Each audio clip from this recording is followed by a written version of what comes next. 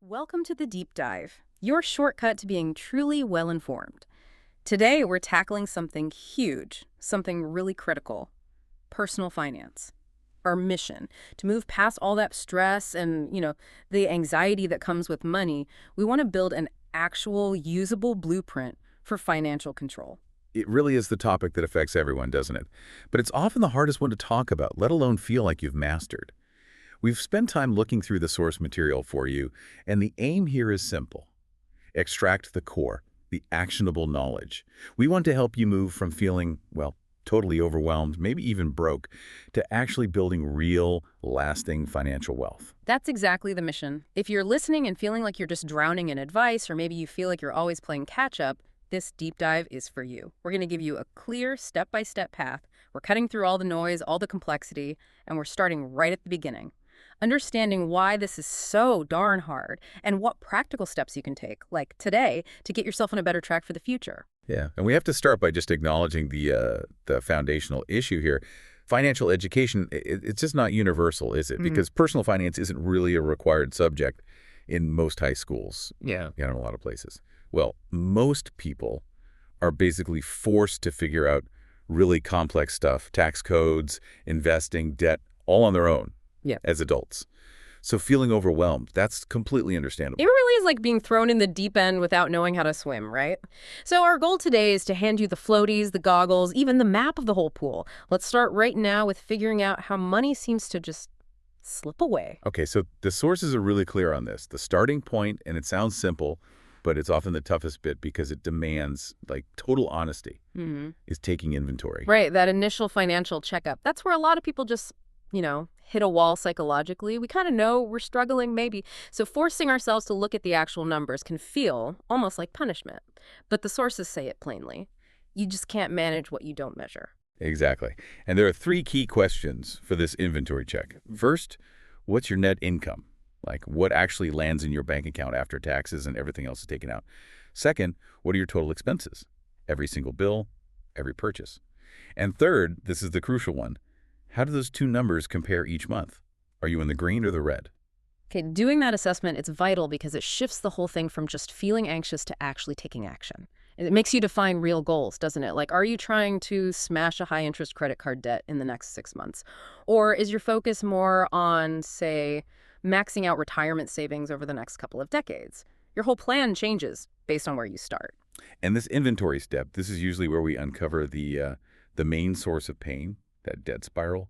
It's often fueled by just consistently spending more than you earn. People often have this vague emotional feeling they're overspending, but they don't grasp the actual scale of it. And that ignorance, well, it provides a kind of comfort, but it's ultimately really destructive. Yeah, that instinctive overspending, where you're basically funding your life by borrowing, maybe with even realizing it fully. It's a potential disaster waiting to happen. This pattern, spending more than you earn month after month, it creates this really destructive debt spiral. And the sources really stress this isn't just about the numbers on a spreadsheet. This unplanned debt, it eats away at your stability. It can seriously hurt your chances of buying a home. It puts a massive strain on family relationships. And honestly, it's a huge drain on your mental health, too. Right. And to give you a really concrete way to gauge the danger, the sources offer a critical rule of thumb. If your non-mortgage debts, so credit cards, personal loans, car payments, that sort of thing, add up to more than half of your after-tax salary, you have a real serious problem. It needs urgent, like immediate attention. So if you take home $60,000 a year after taxes and you're carrying $30,000 or more in that kind of debt, mathematically you're in a pretty precarious spot. Wow. That metric, half your take-home pay, that's a really sobering reality check for a lot of people, I imagine. But to really feel the danger, we need to talk about the hidden enemy, the thing that makes that debt grow so fast. Compound interest working against you. We always hear about compounding making you rich, right? But it's just as powerful, maybe even more terrifying, when it's working on debt. It's the ultimate double-edged sword, isn't it? Yeah. Compound interest is just, well, earning interest on itself. When that gets applied to high-interest debt, especially revolving debt like credit cards, any unpaid balance just balloons incredibly quickly. It basically makes those minimum payments almost useless over the long run. Oh, wait, I need the math here. Can we walk through an example? Because I think this is the concept that really shocks people into realizing how bad it can be. Absolutely. Let's use a very common scenario from the research.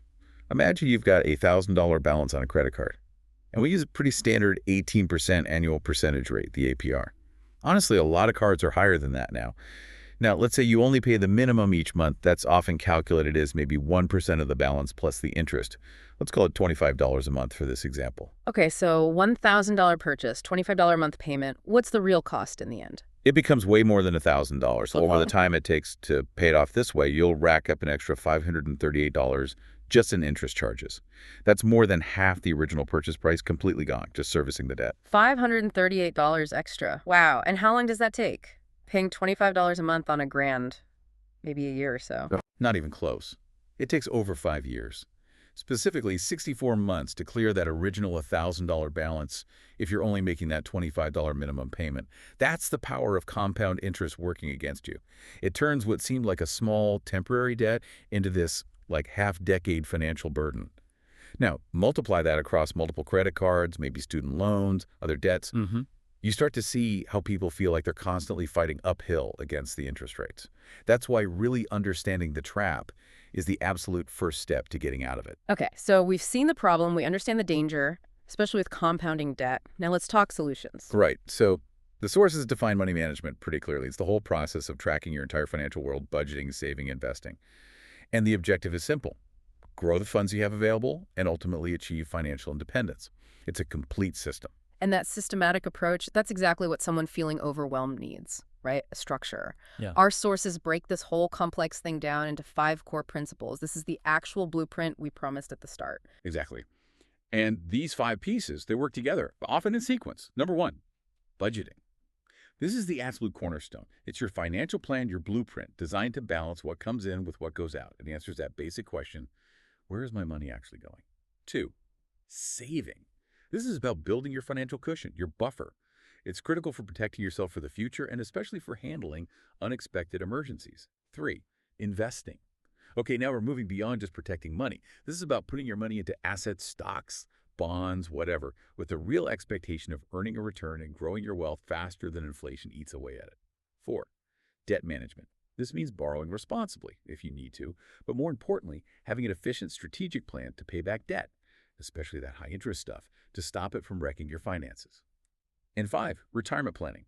This is the long game, figuring out your goals for later life and setting up the necessary actions, often automated actions, to ensure your financial security way down the road, using time and compounding to your advantage. Okay, that gives us the roadmap, 5 key areas.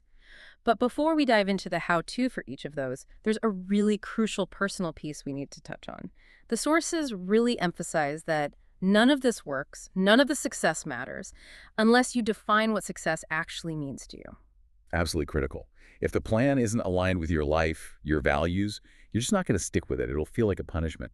So you have to sit down and decide, what does saving money really mean in my context?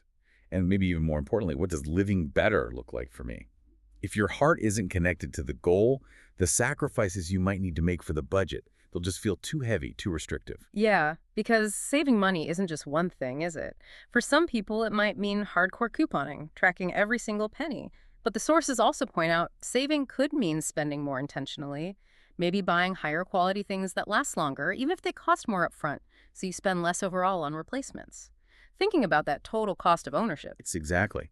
Or think about someone with a good salary, but maybe massive student loan debt.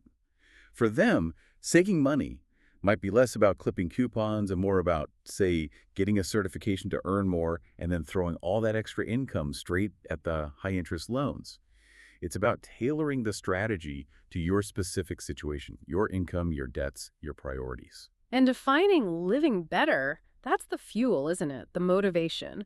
For one person, maybe living better means improving their health, so joining a gym or buying organic food is a priority, even if it's expensive. For someone else, it might be about personal growth, like going back to school. And hey, for another person, it might genuinely mean maintaining a certain lifestyle, like being able to afford living in a really desirable but expensive city like San Francisco or New York. Right, and if your absolute non-negotiable goal is staying in that high-cost city, then your budgeting and saving strategy has to reflect that reality. You need to know the destination before you map the route. Otherwise, you'll just be constantly fighting your own internal desires, and the budget will probably fail. Okay, let's get right into that cornerstone then. Budgeting. We really need to shift the mindset here. Budgeting isn't about deprivation. It's not about saying no to everything. It's actually the opposite. It's empowering. It puts you firmly in control, deciding where your money goes to meet your needs and your goals. Precisely. And you don't need fancy software to get started either. We can break this down into 5 really simple, repeatable steps. Step 1, estimate your monthly income. Accuracy is key here. Use your net income, that's the actual amount deposited in your bank after taxes, health insurance, retirement contributions, everything. And if your income fluctuates, say you're freelance or work on commission, always estimate conservatively. Round down, not up. Build in a natural buffer from the start. Step 2, identify and estimate your expenses. Okay, this is the moment of truth. You need to categorize your spending. The sources suggest 3 main buckets. Fixed expenses. These are the bills that are usually the same amount each month: rent or mortgage, car payment, insurance premiums, maybe loan payments, predictable stuff. Yeah. Variable expenses. This is where things change month to month. Groceries, gas, dining out, entertainment, clothing, hobbies. This category needs careful tracking. And the third one, annual or periodic expenses.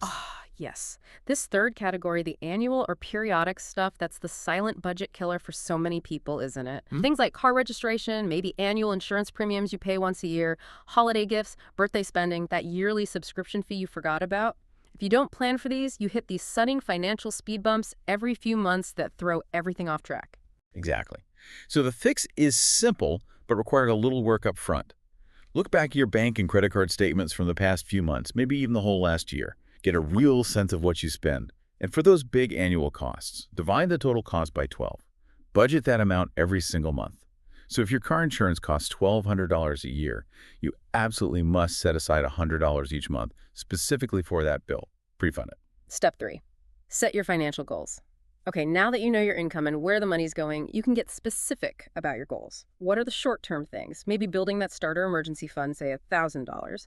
And what are the long-term goals? Saving for a house down payment, retirement, paying off student loans early. Having clear, prioritized goals gives you the why. It provides the motivation you need when you have to make a tough spending choice. Step 4, create your budget plan. This is where you put it all together. You allocate your estimated income across your expense categories and your goals based on their priority. The absolute golden rule here: your total planned expenses plus savings cannot exceed your total income. It has to balance. If your expenses are higher, if you're running a deficit on paper, the sources say you have only 2 choices. You either have to find ways to reduce spending, or you need to find ways to increase your income. There's no magic third option. Until that budget balances, you're technically operating at a loss each month. And finally, step 5, review and adjust. This is crucial. A budget isn't something you create once and forget about. It's a living, breathing tool. You need to monitor your spending regularly, maybe weekly, maybe even daily at first, to see how your actual spending compares to your plan. And you adjust as life happens. Maybe you get a raise grade, decide where that extra money goes. Maybe an expense goes down, like you find cheaper car insurance, reallocate that savings towards a goal, maybe debt payoff. It's dynamic. And to help structure this whole allocation process, one of the most effective techniques the sources mention frequently is the 50-30-20 method. It gives you immediate guidelines and clarity. Okay, let's break that down. 50% of your after-tax income goes towards needs. These are your absolute essentials: housing, utilities, transportation, minimum debt payments, groceries, insurance, the things you truly need to live. Right. Then 30% is allocated to wants. This is the discretionary spending: dining out, hobbies, entertainment, shopping for non-essentials, travel. This is usually the area with the most flexibility for cutting back if needed. And the final, mandatory 20% goes directly towards savings and debt repayment above the minimums. This 20% is really the engine that drives your financial progress: building your emergency fund, investing for retirement, aggressively paying down that high-interest debt. Now, what about people living in really high cost of living areas? Maybe 50% barely even covers rent and basic utilities. Is this rule flexible? It has to be.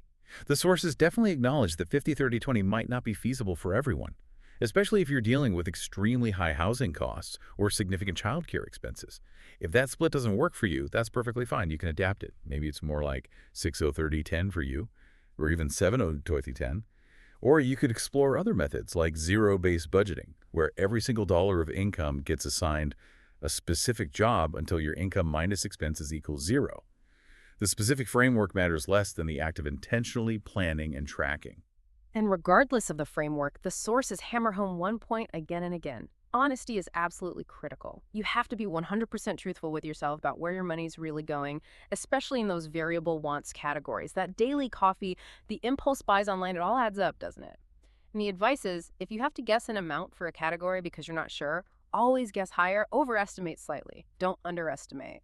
That way, you build in a little cushion, a buffer, right into the plan. That buffer is so important, especially when we circle back to those tricky one-off annual costs you mentioned, like that $2,000 annual car repair fund or insurance bill. If you haven't been setting aside that $167 every month, where does that $2,000 suddenly come from in December? Usually it ends up on a credit card, right? Exactly. It turns what should have been a planned, manageable expense into sudden, unplanned debt. And that just undermines all the hard work you've been doing. So by pre-funding those big annual costs month by month, you're basically removing that element of surprise, that financial shock that derails so many people's budgets. Okay, so we've got the budget down on paper. That's the math part solved. But as the sources really highlight, the biggest hurdle isn't the math, it's the human element. It's sticking to the plan day in, day out. Paper budgeting is relatively easy. Changing your behaviors, that's hard. This is where a technique like the piggy banking method becomes incredibly powerful. It's about automating control so you don't have to rely purely on willpower. All right, and this gets back to that crucial mindset shift you talked about earlier. Right. We need to stop asking the question that leads to frustration, which is, how can I afford this expensive thing I want? Or how do I do this thing more cheaply? That's letting your lifestyle dictate your finances. Exactly. We need to flip it. We must start asking the empowering question. Based on my plan, what can I actually afford to spend? This puts your finances in the driver's seat, guiding your lifestyle choices. It becomes a question of constraint, yes, but planned constraint, not deprivation. So instead of trying to somehow stretch a tiny budget to cover a lavish vacation, you look at your dedicated vacation pot and say, okay, I've saved $1,500. I'm going to plan an awesome trip that costs $1,500. That shift from lifestyle first to finance first, that's the core idea behind this piggy banking method, isn't it? It's basically about dividing your money, physically or digitally, into separate dedicated pots or accounts for specific purposes. It automates the control, making it almost impossible to accidentally spend your bill money on something else. Let's break down the setup. It's really just 3 simple steps. Step 1. Select your main categories. Look at the budget you created in the last section. Beyond your main checking account, where your income lands and maybe variable spending happens, identify the key funds you need to set aside money for regularly. Definitely include things like a bills pot, maybe a Christmas holidays pot, a vacation pot, a car maintenance replacement pot. If you're self-employed, a dedicated tax pot is absolutely essential. Step 2. Arrange your piggies. And you don't need actual ceramic pigs anymore, thankfully. Modern banking makes this super easy. A lot of digital banks, and even some traditional ones now, offer features often called pots or spaces, or just allow you to open multiple linked savings accounts easily. These let you digitally partition your money within your main banking app. You don't need 10 different bank logins. Yes, this technological advance is a huge help. Banks like Monzo or Starling and others are really good at this. You can create these virtual buckets, label them clearly car fund, emergency fund, gift fund, and see exactly how much is allocated to each goal. The money is separate from your main spending balance, so you don't accidentally dip into it, but it's still easily visible and accessible within the same app if you need to move things around based on your plan. And here's a really valuable tip that came up in the sources. For those longer-term piggies, the ones you're saving in for months or even a year, like that Christmas fund or the vacation fund, try to use a high-yield savings account structure if you can. Right now, some HYSA rates are pretty decent, maybe 4%, sometimes even 5%. That means the money you're dutifully setting aside each month is also earning interest while it sits there. It actually accelerates your savings goals without any extra effort from you. You're putting compounding to work for you, even on shorter-term goals. Great point. Okay, step 3. Feed the piggies. This is the automation magic. You need to set up standing orders. Those are automatic recurring transfers based on the monthly amounts you calculated in your budget for each category, like that $100 for car insurance, $50 for Christmas, $200 for vacation. Set up an automatic transfer from your main checking account into each specific pot or savings account. And the timing here is really important, isn't it? Don't schedule the transfers for payday itself. Schedule them for maybe a day or two after your typical payday. Why? Just to make absolutely sure your main paycheck has fully cleared and the funds are definitely there before the automatic transfers try to pull the money out. avoids any potential overdraft issues or failed transfers, makes the system run smoothly every single time. Exactly. And the beautiful result of this whole setup is what the sources call truth in banking. Not. Once all the money for your fixed bills, your annual expenses, your savings goals, your debt repayments, once all that is automatically swept out of your main checking account and into its designated piggy bank, the balance you see remaining in your main checking account, that number is the actual honest-to-goodness amount you have left for your variable spending for the rest of the month. Groceries, gas, fun money, whatever. There's no more mental gymnastics, no more wondering, can I afford this coffee, or do I need that money for the electricity bill? You just look at your main account balance. If it says $500, you know you have $500 you can spend on variable stuff between now and your next payday without jeopardizing any of your bills or savings goals. It's achieving discipline through structure and automation. It frees up so much mental energy.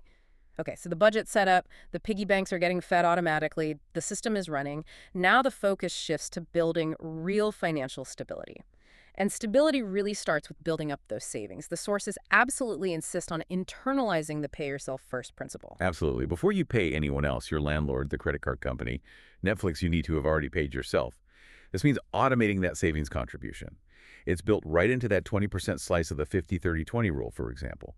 That savings transfer needs to happen automatically right after payday, like clockwork. Make it non-negotiable. And within saving, the top priority has to be building the emergency fund. We talked about it briefly, but this fund is your financial firewall.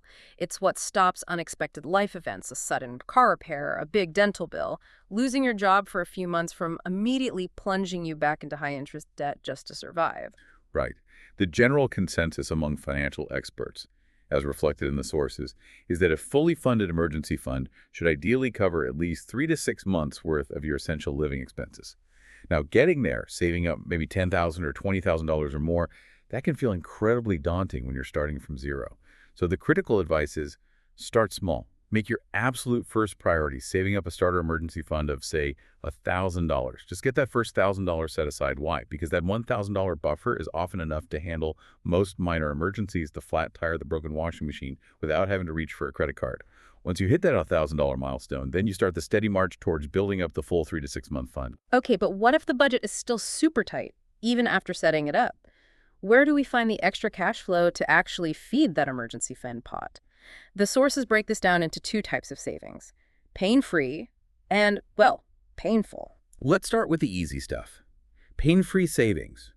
These are ways to cut your costs without really changing your lifestyle or feeling deprived. This is the low-hanging fruit. Think about things like calling your internet or phone provider and negotiating a better rate. They often have retention deals. Shopping around aggressively for cheaper car insurance or home insurance every year. Or, importantly, looking into refinancing high-interest debt. If you can consolidate credit cards onto a lower-interest loan, the money you save on interest payments each month is essentially found money you can redirect to savings or faster debt payoff.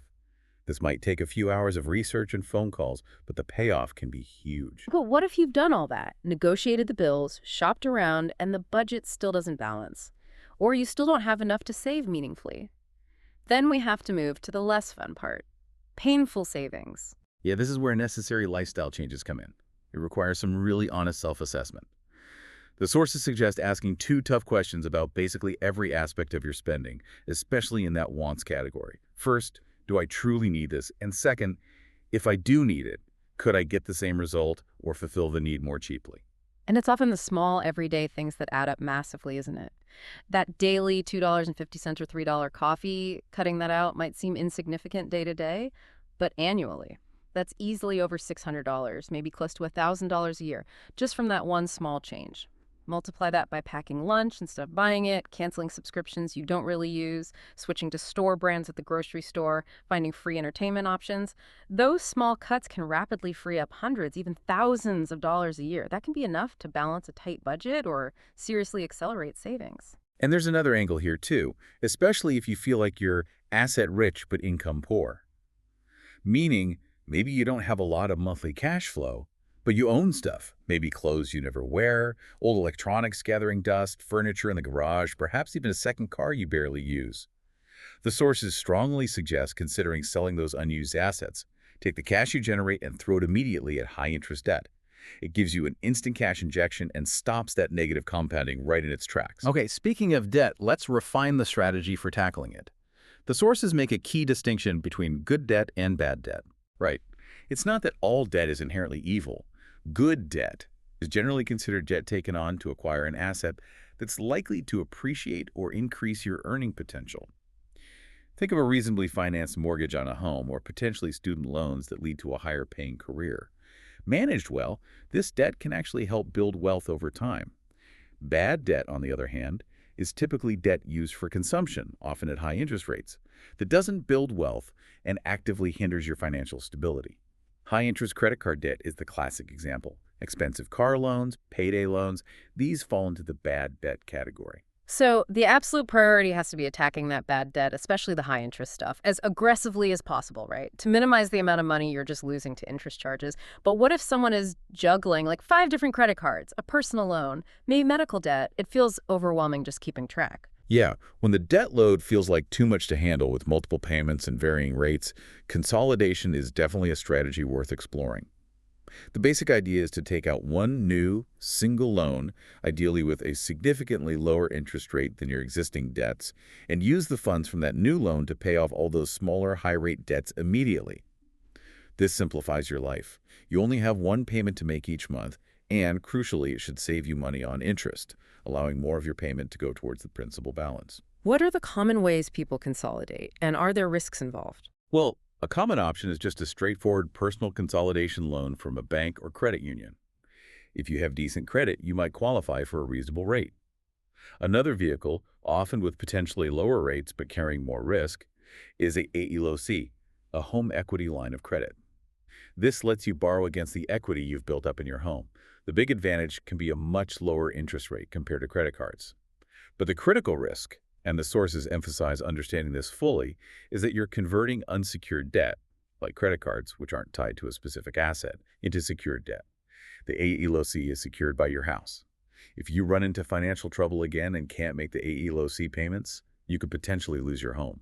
That's a massive risk to weigh carefully. That is a huge warning. Okay, so consolidation is one approach. Before that, or alongside it, people often talk about specific payoff strategies like the snowball or the avalanche method. Right. The debt snowball method involves listing all your debts from smallest balance to largest, regardless of interest rate. You make minimum payments on everything except the smallest debt, which you attack with every extra dollar you can find. Once that smallest debt is gone, you take all the money you were paying on it, the minimum plus the extra, and add it to the minimum payment of the next smallest debt. You create this snowball of payment momentum. It gives quick psychological wins, which can be really motivating. The debt avalanche method is mathematically more efficient. You list your debts from highest interest rate to lowest. You make minimum payments on everything except the debt with the highest APR, which you attack with all extra funds. Once that's paid off, you target the next highest rate and so on. This method saves you the most money on interest in the long run, but the wins might feel slower at first. Both work. The best one depends on whether you need the psychological boost, snowball, or want the pure math advantage, avalanche. Got it. And one last thing on debt management credit scores. The sources mention credit utilization ratio. Why is that important? Your credit utilization ratio is simply the amount of revolving credit you're currently using compared to your total available credit limit. So if you have one credit card with a $10,000 limit and you have a $3,000 balance on it, your utilization on that card is 30%. Why does it matter? Because lenders see high utilization, generally anything above 30% across all your cards, as a sign of risk. It suggests you might be overextended. Keeping your overall utilization low, ideally below 30%, and even better below 10%, is one of the quickest ways to improve your credit score. This helps you qualify for better interest rates on future loans, saving you money down the line. Okay, so we've tackled the defense. Getting spending under control, building savings, managing debt. Now let's shift to offense. This is where we really start to harness the power of compound interest to work for us, not against us. This is about growing actual wealth. And the single most important factor here, echoed consistently in the research, is often the simplest to understand but hardest to implement. Embrace the power of early investment. The earlier you start putting money to work in the market, even small amounts, the exponentially greater the potential benefit thanks to decades of compounding growth. You really need to internalize this key truth. Time in the market is vastly more important and more achievable for most people than trying to time the market. Don't wait for the perfect moment to start. Just start. And we need to bust the myth that investing is only for wealthy people or financial wizards, right?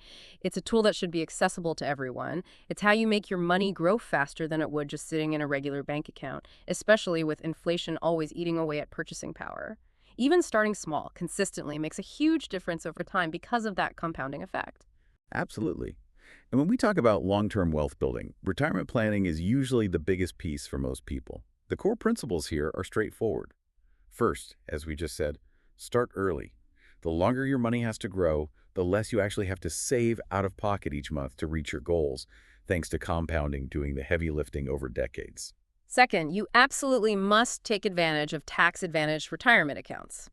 If your employer offers a 401k plan that's the common employer-sponsored savings plan in the U.S., you need to understand it. And critically, if they offer an employer match, you need to contribute at least enough to get that full match. That employer match is literally free money. It's the best return on investment you will ever get, guaranteed. If your company matches, say, 50 cents for every dollar you contribute up to 6% of your salary, you need to contribute that 6%. Not doing so is like leaving part of your salary on the table. Plus, with a traditional 401k, the money you contribute comes out before taxes are calculated on your paycheck. This lowers your taxable income for the current year, giving you an immediate tax break as well. Okay, so 401ks are huge if you have access. What about people who are self-employed or maybe want more investment options or just want to save more beyond their 401k? The sources talk about IRAs, individual retirement accounts. What's the main thing listeners should know about those? The main difference between IRAs and also between traditional and Roth 401k boils down to when you get the tax advantage. With a traditional IRA or traditional 401k, your contributions are typically tax deductible now, meaning you save on taxes today, but you'll pay income tax on your withdrawals when you take the money out in retirement. With a Roth IRA or Roth 401k, you contribute money that you already paid taxes on, so no upfront tax break. But the huge benefit is that all your investment growth and all your qualified withdrawals in retirement are completely tax-free. For younger people who expect to be in a higher tax bracket later in their careers, that tax-free growth and withdrawal of the Roth option can be incredibly powerful long-term. Got it. Traditional means tax break now, pay taxes later. Roth means pay taxes now, tax-free later. So regardless of which account type you choose, 401k, IRA, traditional, Roth, the third key principle is consistency. Right. Absolutely essential. Make regular contributions. Automate it if possible, just like your savings. Even if you can only start with small amounts, just get in the habit. And then make it a point to periodically increase your contribution rate. Every time you get a raise, bump up your percentage. Every time you pay off a debt, redirect that payment amount into your retirement savings. Keep steadily increasing it over time. Okay, so we're contributing consistently to these accounts. Now, what about the actual investing part inside those accounts? It can feel intimidating. What are the key concepts for beginners? There are really 4 foundational ideas to grasp. First, risk and return. Generally speaking, investments with the potential for higher returns also come with higher risk of losing value, at least in the short term. There's no guaranteed high return without taking on some risk. You need to understand this relationship and figure out your own personal risk tolerance. How comfortable are you with seeing your account balance fluctuate? A 25-year-old saving for retirement 40 years away can generally afford to take on more risk, investing more heavily in stocks, than someone who's 60 and plans to retire in 5 years, who might want more stable bonds. Second, education. You don't need to become a Wall Street expert, but you do need to learn the basics about different types of investments. What are stocks? What are bonds? What are mutual funds or ETFs? The good news is, the sources strongly suggest that for most beginners, you don't need to get fancy trying to pick individual stocks. Low-cost index funds, or ETFs, exchange-traded funds, are often the best starting point. These funds passively track a broad market index, like the S&P 500, which represents the 500 of the largest U.S. companies.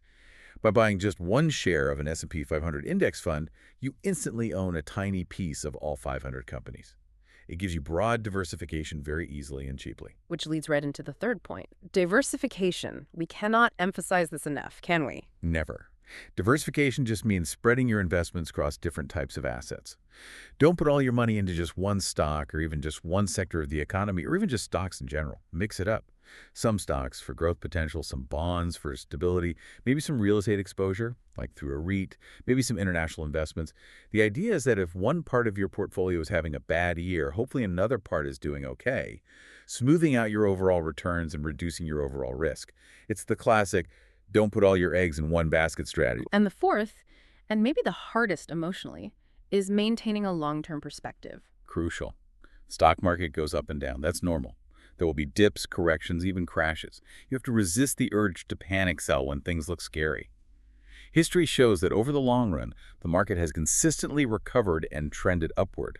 The significant returns that build real, substantial wealth are typically realized over decades, not months or quarters. You need patience. You need to stay invested through the volatility. Trying to jump in and out based on headlines is usually a recipe for disaster. Stay the course. Okay, we've covered controlling spending, saving, debt, and investing. But there's another side to the financial freedom coin, increasing your income. Spending less is great, but earning more obviously helps too. What practical steps can listeners take there? Absolutely. Financial freedom isn't just about cutting back. It's also about expanding your capacity. The sources suggest a few key areas. First, continuously invest in yourself professionally. Look for opportunities for additional training, relevant certifications in your field, maybe even pursuing an advanced degree if it makes sense for your career path. Things that demonstrably increase your skills and market value. Sometimes investing a few $100s in a certification can directly lead to a multi-thousand-dollar salary increase. The ROI can be enormous. Second, consider developing multiple streams of income. Don't rely solely on your primary job. Could you develop a side hustle based on a skill or hobby? Do some freelance work in the evenings or on weekends. Drive for a ride-sharing service. Tutor. That extra income, even if it's just a few $100s a month initially, shouldn't just get absorbed into lifestyle creep. Ideally, it goes directly towards accelerating your goals, paying down debt faster, boosting your savings rate, getting your emergency fund filled quicker. And third, don't underestimate the power of networking. Actively building and maintaining professional relationships within your industry, and maybe even outside it, can open doors you didn't even know existed. It can lead to better job opportunities, give you leverage in salary negotiations, spark ideas for a side business, or connect you with mentors. You have to actively invest time and effort in building your professional network, just like you invest money in your portfolio. It all contributes to increasing your earning potential over time. Hashtag Coach Outro.